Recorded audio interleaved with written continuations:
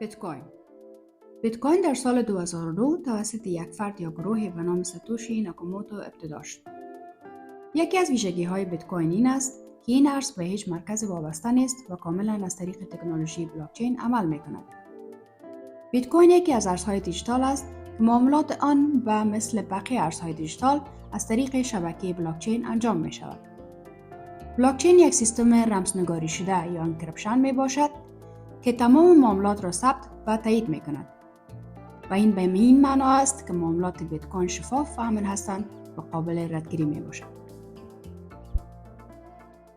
یکی از جذابیت‌های بزرگ بیت کوین این است که نیاز به ارگان‌های مالی همچون بانک‌ها یا دولت‌ها برای انجام معامله ندارد. و این به افراد امکان می‌دهد که به صورت مستقل بدون هیچ نوع دخالت شخص سوم خرید و فروش و یا در کشور دوم ارسال نماید. به طور مثال شخص خودم قبلا اگر برای پدرم در افغانستان پول می‌خواستم بفرستم باید از طریق وسترن یونین و یا منیگرام پول را حواله کرده و پدرم بعد از چند ساعت و یا روز می‌توانست که پول را به دست آورد. و من باید پول گزافه برای اجرای این عمل به وسترن یونین و یا همان شخص سوم می‌پرداختم. اما بلاکچین کار ما و پدرم را بسیار آسان ساخته و پول حواله به شکل دیجیتال مستقیم به والد پدرم در طول 30 ثانیه با مصرف کم انتقال می‌یابد که این عمل را پیر تو پیر و یا شخص با شخص می‌نامند. یعنی شخص اول من، شخص دوم پدرم و در وسط به ارگان‌های سوم هیچ نیاز نباشد. بیت کوین به عنوان طلای دیجیتال. بیت کوین به عنوان طلای دیجیتال هم یاد می شود چون مشابهت‌های یک بر یک با طلا دارد. مانند 1. محدودیت تامین.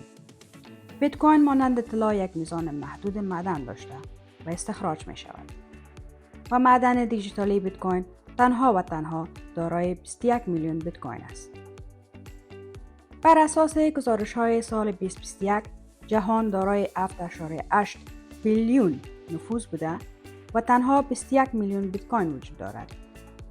پس این عنصر دارای عرضه بسیار کم و تقاضای زیاد می باشد که این امر باعث قیمت بالای بیت کوین می گردد. 2. عنصر برای سرمایه گذاری. همانند طلا که برای سرمایه گذاری و جلب ثروت برای سرمایه گذاران مورد استفاده قرار می گیرد، بسیاری از افراد و سرمایه گذاران بیت کوین را هم به عنوان یک عنصر برای حفظ سرمایه خود و کسب فایده در آینده می بینند. 3. مقاومت در برابر تورم. طلا به عنوان یک ابزار برای مقابله با تورم ارزی شناخته می شود و برخی اعتقاد دارند که بیت کوین نیز به دلیل محدودیت تامین و مشابهت با طلا به عنوان یک ابزار برای مقاومت در برابر تورم می تواند مؤثر باشد. موضوع بعدی ما معلومات مکمل در مورد لجر XRP خواهد بود. چینل یوتیوب و صفحات اینستاگرام و تیک تاک ما را لایک و سابسکرایب نمایید تا معلومات فوندامنتال و تکنیکال ارزهای دیجیتال را به دست آورید. تا برنامه بعدی، خداوند نگهدار شما.